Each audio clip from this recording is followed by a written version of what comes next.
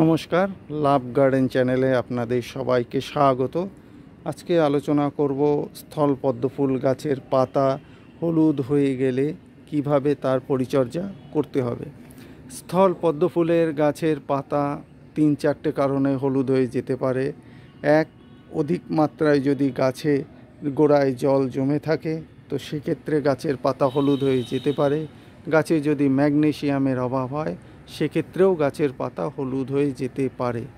তো এই গাছের পাতা যাতে হলুদ না হয় সেজন্য আমাদের কি করতে হবে? গাছের পাতায় হলুদ হয়ে যাওয়ার পর আমাদের প্রথমেই করতে হবে, গাছের গোড়ায় যদি জল জমে থাকে সেক্ষেত্রে নিকাশির ব্যবস্থা, জল নিকাশির ব্যবস্থাটা ভালো করে করতে হবে।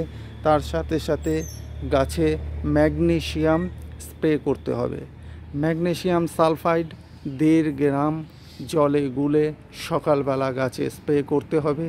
এর দিন 8-10 পর আপনাকে গাছে 0050 স্প্রে করতে হবে। 0050 1.5 গ্রাম জলে গুলে ভালো করে জলে গুলে নিয়ে সকালবেলা স্প্রে করতে হবে। এই ম্যাগনেসিয়াম স্প্রে করার দিন 10 পর গাছে যে কোনো একটা কীটনাশক ব্যবহার করতে হবে। গাছে কীটনাশক ব্যবহার কিসের জন্য করব? গাছে কীটনাশক ব্যবহার করব এই কারণেই যে গাছে এই সময় মিলিবাগের আক্রমণ হতে পারে। তাই মিলিবাগের হাত থেকে গাছকে বাঁচাতে গাছে কীটনাশক ব্যবহার করতে হবে। কি কীটনাশক ব্যবহার করব? আমরা গাছে একতারা ব্যবহার করব। একতারা 1.5 গ্রাম 1 লিটার জলে গুলে বিকেলবেলা গাছে স্প্রে করতে হবে এবং তার সাথে সাথে অবশ্যই ফাঙ্গিসাইড গাছে ব্যবহার করতে হবে।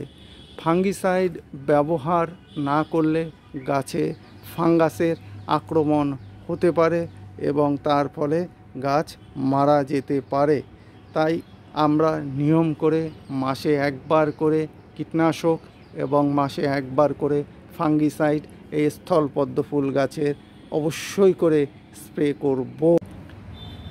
আশা করি বোঝাতে পেরেছি। ভিডিওটি ভালো লাগলে চ্যানেলটিকে সাবস্ক্রাইব করবেন, লাইক, কমেন্ট, শেয়ার করতে ভুলবেন না। ভালো থাকবেন, সুস্থ থাকবেন।